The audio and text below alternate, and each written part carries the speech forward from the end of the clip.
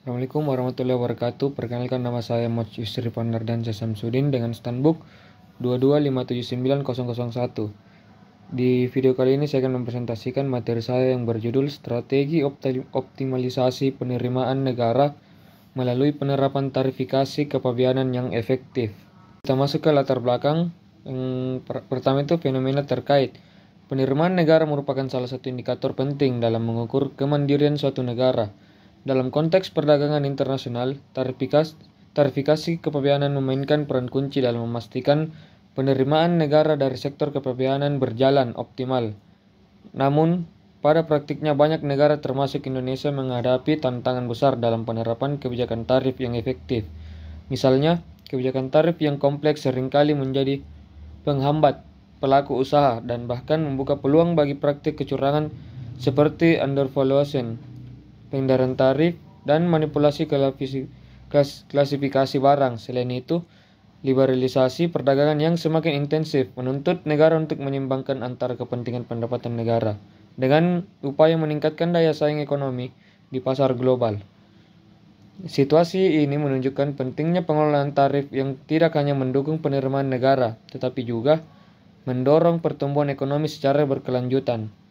Di paragraf kedua, data kuantitatif. Data dari Direktorat Jenderal Bea dan Cukai menunjukkan bahwa pada tahun 2023 penerimaan bea masuk mencapai 45,6 triliun atau 102% dari target yang telah ditetapkan dalam APBN.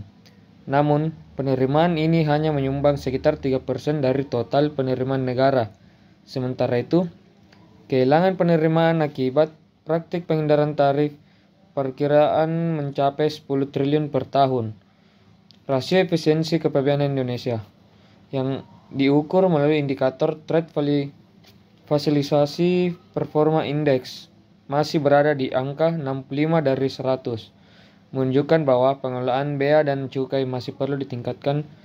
Data-data ini menggambarkan pentingnya kebijakan tarif yang lebih strategis untuk memaksimalkan penerimaan negara. Untuk di paragraf terakhir, pentingnya pembahasan mengenai strategi optimalisasi penerimaan negara melalui penerapan tarifikasi kepabeanan yang efektif sangat relevan karena dapat memberikan solusi nyata untuk mengatasi tantangan yang dihadapi oleh sektor kepabeanan. Selain itu, diskusi ini dapat menjadi referensi bagi pembuat kebijakan untuk merancang kebijakan tarif yang lebih transparan, adil, dan efektif.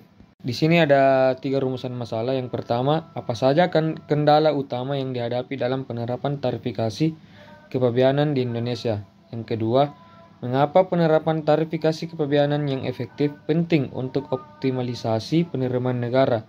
Dan yang terakhir, bagaimana strategi yang dapat diterapkan untuk meningkatkan efisiensi pengelolaan tarif dan meminimalkan potensi kehilangan penerimaan negara. Nah, kita masuk ke tinjauan pustaka. Yang pertama itu teori optimalisasi penerimaan negara. Menurut Musgrave dan Musgrave 1989, penerimaan negara yang optimal adalah hasil dari kebijakan fiskal yang mampu memaksimalkan pendapatan dengan tetap mempertahankan efisiensi dan keadilan ekonomi. Dalam konteks kepabeanan, teori ini mendukung pentingnya tarif yang dirancang berdasarkan analisis risiko dan dampak ekonomi. Kedua, artikel penelitian oleh Smith et al. Tahun 2021 menunjukkan bahwa negara-negara dengan tarif yang sederhana dan transparan cenderung memiliki target kepatuhan yang lebih tinggi dari pelaku usaha, sehingga mampu meningkatkan penerimaan negara secara signifikan. Studi ini juga menyoroti pentingnya penggunaan teknologi untuk mendeteksi kecurangan tarif. Dan yang ketiga, best practice global. World Customs Organization atau biasa disingkat WCO merekomendasikan penerapan teknologi berbasis AI dan Big Data untuk mengidentifikasi pola perdagangan yang mencurigakan. WCO juga menekankan pentingnya kolaborasi lintas negara untuk mengurangi praktik pengendara tarif. Masuk ke pembahasan pertama, kendala utama dalam penerapan tarifikasi kepabeanan. Penerapan tarifikasi kepabeanan seringkali menghadapi berbagai kendala, baik di tingkat nasional maupun internasional. Di sini ada 5 poin.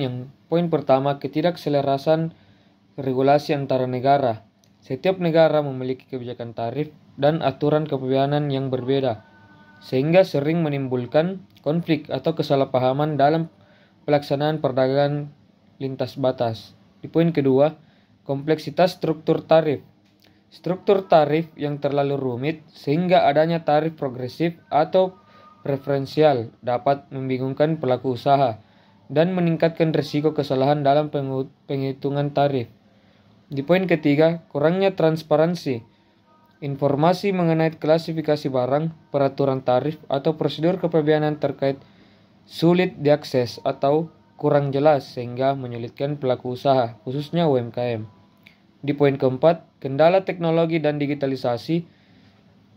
Masih banyak negara yang belum sepenuhnya mengadopsi sistem digitalisasi untuk proses kepabeanan, sehingga memperlambat pengurusan dokumen dan meningkatkan peluang korupsi. Di poin terakhir, sumber daya manusia yang kurang terampil. Petugas atau staf yang menangani kepabeanan terkadang kurang memahami aturan yang berlaku, sehingga terjadi interpretasi yang berbeda-beda terhadap aturan. Di pembahasan kedua, yang poin pertama, mendukung perekonomian nasional. Peningkatan pendapatan negara, tarif kepabeanan adalah salah satu sumber utama penerimaan negara yang membantu pembiayaan pembangunan infrastruktur, layanan publik, dan lainnya. Proteksi industri domestik. Dengan tarif yang tepat, pemerintah dapat melindungi industri lokal dari persaingan tidak sehat dengan barang impor yang lebih murah. Yang poin kedua, memfasilitasi perdagangan internasional. Penyederhanaan proses, tarifikasi yang jelas dan konsisten, mengurangi hambatan non-tarif sehingga memudahkan pelaku usaha dalam merencanakan aktivitas perdagangan. Kompetisi yang adil, mencegah praktik dumping atau perdagangan tidak sehat yang merugikan negara tertentu. Di poin ketiga, meningkatkan kepatuhan pelaku usaha. Kepastian hukum, tarifikasi yang transparan dan sederhana mendorong pelaku usaha untuk mematuhi aturan karena mereka dapat memahami kewajiban tarif dengan mudah.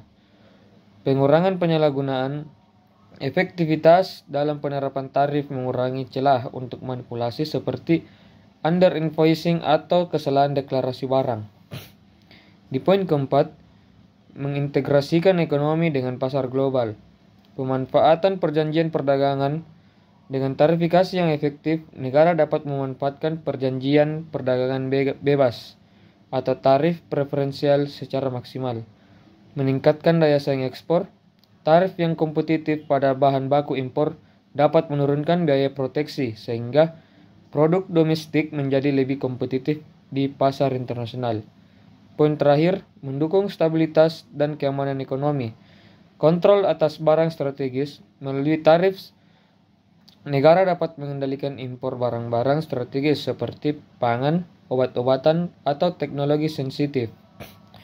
Manajemen inflasi, tarif yang efektif dapat mengendalikan jumlah barang impor untuk mencegah kelebihan pasokan yang dapat merusak harga pasar.